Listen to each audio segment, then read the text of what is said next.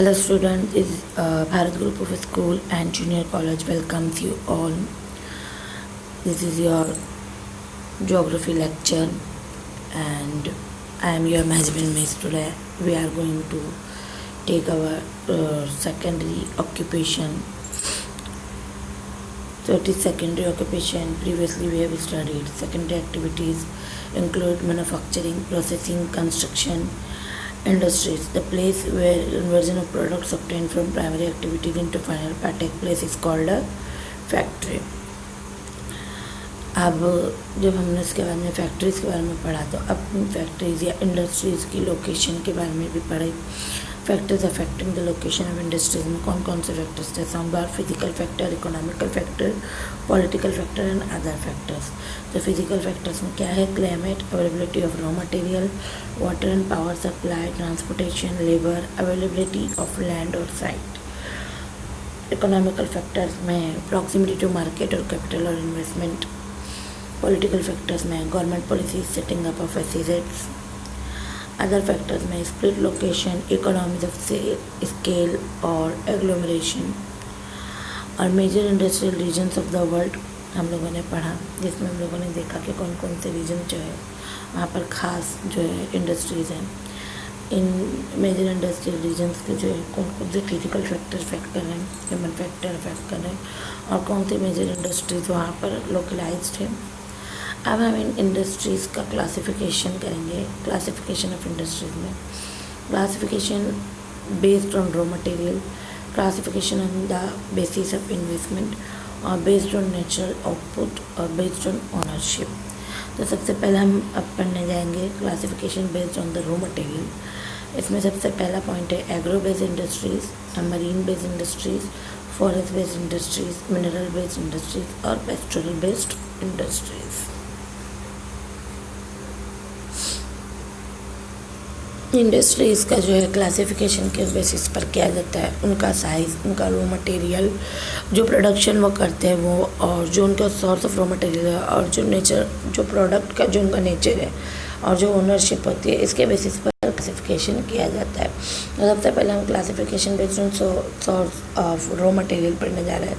इसमें सबसे पहला पॉइंट है एग्रो बेस्ड इंडस्ट्रीज. आपको मालूम है agriculture is play an important role in any industries. तो जो प्रोसेस होता है इसमें for example sugar mill, cotton textile mill, food processing mill. तो इसमें जो रॉ मटेरियल यूज़ होता है वो डायरेक्टली फ्रॉम एग्रीकल्चर ऑब्टेन किया जाता है. फॉर एग्जांपल ब्रेड इंडस्ट्रीज में वीट जो है वो रॉ मटेरियल होता है. अब इसके बाद हम पढ़ेंगे marine based industries. They refer to all units involved the processing and canning of fish products and other marine resources.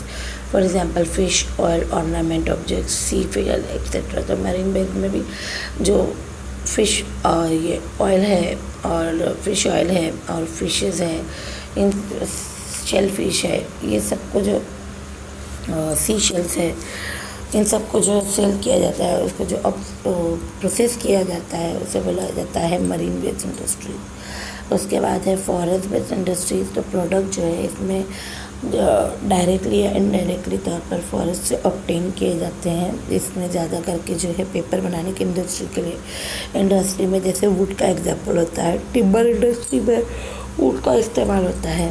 और मैन्युफैक्चरिंग और raising gun, colours, gums, colour, dice, fragrant oil और टर्पेंटाइन जो है ये सब भी फॉरेस्ट बेस्ड रहते हैं.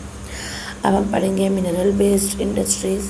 तो ये इंडस्ट्रीज जो है मैन्युफैक्चरिंग इनकी बेस्ड होती है मिनरल से. मिनरल आप लोगों को पता है जो अर्थ क्रस्ट से जो मिनरल्स जो काम की चीज़ें निकाली जाती है, that are all called minerals through mining. Example are petrochemicals, iron and steel, aluminium unit etcetera. और पेस्टोरल बेस्ड इंडस्ट्रीज़ क्या होती है?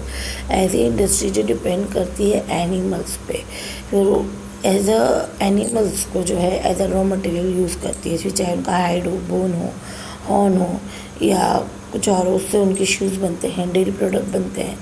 सम of the pastoral based industries are leather bags, chappals, shoes etcetera. और इसमें जो है लेदर या यूज़ होता है, जबकि चीज़, कर्ड, स्वीट और मिल्क में जो है स्वीट मिल्क वगैरह में जो है milk as a raw material use होता है। सिल्क क्लॉथ, वुलन क्लॉथ और जैकेट्स वगैरह में को प्रोड्यूस करने के लिए भी एनिमल्स को as a raw material use किया जाता है। तो अभी हम लोगों ने क्या पढ़ा, classification of industries which is based on 5 types and agro based, marine based, forest based, mineral based and pastoral based. अब हम इसका आगे क्लासिफिकेशन पढ़ने जा रहे हैं on the basis of capital investment. तो इंडिया में क्लासिफिकेशन जो है इंडस्ट्रीज़ का बेसिस ऑफ में अमाउंट पे किया जाता है। कैन बी इस तरह से, जैसे लार्ज स्केल इंडस्ट्रीज़, इसमें ह्यूज अमाउंट ऑफ कैपिटल ज़रूरी होता है, इक्विपमेंट और दूसरा इंफ्रास्ट्रक्चर ज़्यादा होता है।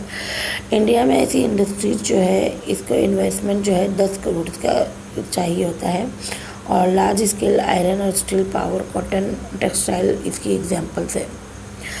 माइक्रो और स्मॉल मीडियम इंडस्ट्रीज़, इसको डेफिनेशन ऑफ एमएसएमई इंडस्ट्रीज़ बोला जाता है। और इसमें देखिए आपको अमाउंट भी बताया हुआ है कि investment in plant and machinery, investment in equipment और इसका एग्जांपल कितना क्या क्या है। तो माइक्रो में आता है, इसका 25 लाख से ज़्यादा एक्सीड नहीं करता है इसका इन्वेस्टमेंट। और इक्विपमेंट कॉस्ट इसका 10 लाख से ज़्यादा कॉस्ट नहीं करता है। और इसके एग्जांपल है पेन, डेयरी प्रोडक्ट्स। और स्मॉल में आता है मोर देन 25 लाख होता है, लेकिन 5 करोड़ से एक्सीड नहीं करता है। और इसका इन्वेस्टमेंट इक्विपमेंट होता है वो भी मोर देन 10 लाख होता है, लेकिन एक्सीड नहीं करता है 2 करोड़ से। इसकी एग्जांपल है bottles, small toys, paper etcetera. और मीडियम ये में आता है more then 5 crore but does not exceed 10 crore. जो मीडियम है, जैसे हमने देखा कि लार्ज स्केल जो है वो अबाउट 10 करोड़ होता है, तो मीडियम जो है वो 10 करोड़ की से कम ही होता है। और इसका इन्वेस्टमेंट इन इक्विपमेंट होता है more than 2 crore but less than 5 crore. और इसके एग्जांपल है साइकिल, टीवी, रेडियो एट्सेट्रा। अब कॉटेज और हाउस होल्ड इंडस्ट्री, ये क्या होता है? It is the most basic type of manufacturing characterise by manual production. इसमें ज़्यादा करके मैनुअल पावर का यूज़ किया जाता है। इसमें लोकल अवेलेबल रॉ मटेरियल का यूज़ किया जाता है वेरी स्मॉल स्केल पे। और जनरली जो इससे गुड प्रोड्यूस होता है उसका कंजम्पशन जो है लोकल मार्केट में होता है। बहुत छोटा कैपिटल और ट्रांसपोर्ट कॉस्ट भी बहुत कम लगता है। और potter, weaver, black smith, carpenter और क्राफ्टमैन्स इसके मेजर ग्रुप्स है जो इसी कॉटेज इंडस्ट्री में इंगेज होते हैं। ये इंडस्ट्री जो है इनको गुड स्किल की रिक्वायरमेंट होती है। उनकी जो इम्पोर्टेंस है ये प्रेजेंट टाइम में बढ़ गई है, क्योंकि some of this products have great demand abroad and they are exported. For example Paithani saris, Indian quality etcetera, Indian kills. अब classification based on nature of output. The nature of product determines the type of industry. जैसा उसका output का nature होगा वैसे उसकी type industry होगी। तो basic industries और heavy industries. There are industries that produce material which is in turn use for other industry. The iron and steel industry for example makes steel for further use in the automobile, heavy machinery and other industries. ऐसे हम लोगों ने देखा कि ऐसी industries जो है material बनाती है दूसरी इंडस्ट्रीज़ की यूज़ के लिए। जैसे आयरन और स्टील इंडस्ट्री जो ये मटेरियल बनाती है ताकि इसे ऑटोमोबाइल इंडस्ट्री या दूसरी इंडस्ट्री जैसे लोकोमोटिव वगैरह यूज़ करती है। कंज्यूमर गुड और लाइट इंडस्ट्री, ऐसी इंडस्ट्री जो है और डायरेक्ट कंजप्शन के लिए रेडी होती है। इसमें वॉच मेकिंग, इलेक्ट्रॉनिक गुड्स और टेक्सटाइल मिल और फार्मास्यूटिकल प्लांट्स इसके एग्जांपल है। और एंसिलरी इंडस्ट्रीज, ऐसी industries which manufacture parts and components to be use by other industries for manufacturing heavy article like trucks, buses, railways, engine etcetera. और the final product of these industries is the raw material for other industry, nail, tire, iron, steel, iron sheet etcetera. मतलब ये जो है इसमें वो छोटे छोटे parts बनते हैं जो दूसरी बड़ी बड़ी इंडस्ट्रीज़ में यूज़ होते हैं, as a raw material use होते हैं। अब classification based on ownership, this classification is based on who owns the means of production, यानी पब्लिक के जो इंडस्ट्रीज है इसका ओनर कौन है। तो अब पब्लिक सेक्टर में जो इंडस्ट्रीज होती है ये स्टेट के बाय ओन्ड होती है, और गवर्नमेंट जो है इसमें इन्वेस्टमेंट लगाती है और मार्केटिंग और गुड और प्रोड्यूस करती है थ्रू गवर्नमेंट एजेंसीज के थ्रू होती है। इसकी एग्जांपल है भेल भारत हैवी इलेक्ट्रिकल लिमिटेड। और प्राइवेट सेक्टर जो है इसके एंटरप्राइजेज ओन होते हैं प्राइवेट इंडिविजुअल के और पार्टनरशिप के, और इनका जो सेल आउटपुट होता है ये बिलोंग करता है इंडिविजुअल को जो मैन्युफैक्चरिंग यूनिट और मैन्युफैक्चरिंग कैपिटल का इन्वेस्ट करता है। इसकी एग्जांपल है टाटा आयरन स्टील कंपनी और is the example of private sector. Joint sector क्या होता है, इसमें इंडस्ट्री जो है मैनेज करती है गवर्नमेंट और इंडिविजुअल इंडस्ट्रीज़ को, और between 2 and more government the amount of investment जो है शेयर होता है, profit depend on the level of involvement, मतलब जिसकी जितनी शेयरिंग होगी उतना उसको प्रॉफिट मिलेगा। Of both sides example for example MNGL Maharashtra natural gas limited. अब cooperative sector, a group of individual pooled resources to set up and manage an industrial venture on a cooperative basis. All profit and losses are shared among the members of the cooperative unit. Many textile, sugar and milk units function as cooperative, example Amul.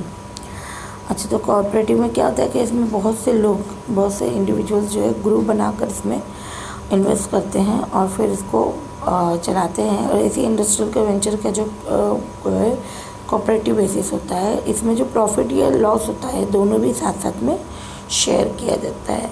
अब हम पढ़ेंगे MNCs। When operation of a privately owned industry और public owned industry extend to more than one country, such industry are called multinational corporations. They have headquarters in the main country where they are registered. For example, Hindustan Lever in Private Limited has its headquarters in London. Oil and Natural Gas Corporation in public sector has headquarters in Dehradun. Factors like cheap labor, tech, chemical skill, lower cost of production, availability of market in other countries lead to establishment of such industries. तो ये क्या समझ में आया कि जब किसी country का जो है ऑपरेशन जो है मोर देन वन कंट्रीज में इन्वॉल्व होती है या ओन होती है, तो इसे क्या कहा जाता है, MNCs कहा जाता है ना, मल्टीनेशनल कंपनी कहा जाता है। इसकी जो हेडक्वार्टर्स होते हैं इसके मेन कंट्री में होते हैं। अच्छा, अब आपको यहाँ पर एक होलोग्राम दिया हुआ है स्टार्टअप इंडिया का, जिसमें एक तरफ डिजिटल इंडिया और एक तरफ मेक इन इंडिया का लोगो दिया हुआ है। इन लोगों को आपको समझना है, फाइंड आउट मोर इन्फॉर्मेशन, इसके बारे में और इन्फॉर्मेशन लेकर शॉर्ट नोट आपको अपनी कॉपी में नोट डाउन करना है। And please please please complete your work as it is very necessary. आपको मैंने पहले ही बोला कि आपकी बुक जो है, आपकी नोटबुक्स में ये आपको जितना भी काम दिया जा रहा है इसे ज़रूर कीजिए।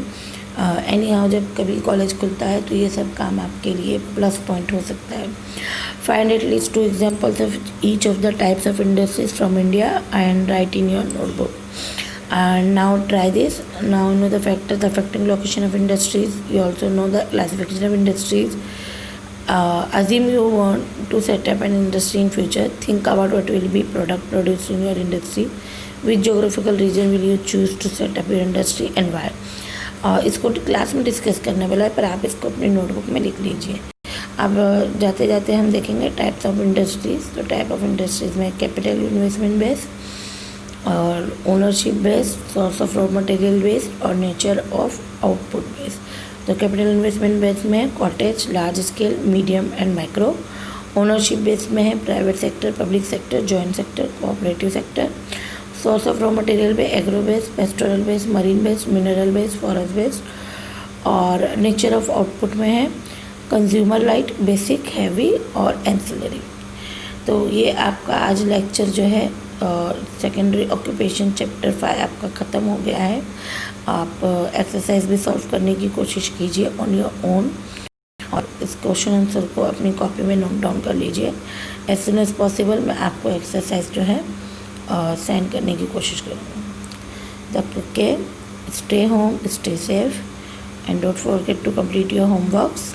ओके, अल्लाह हाफिज़।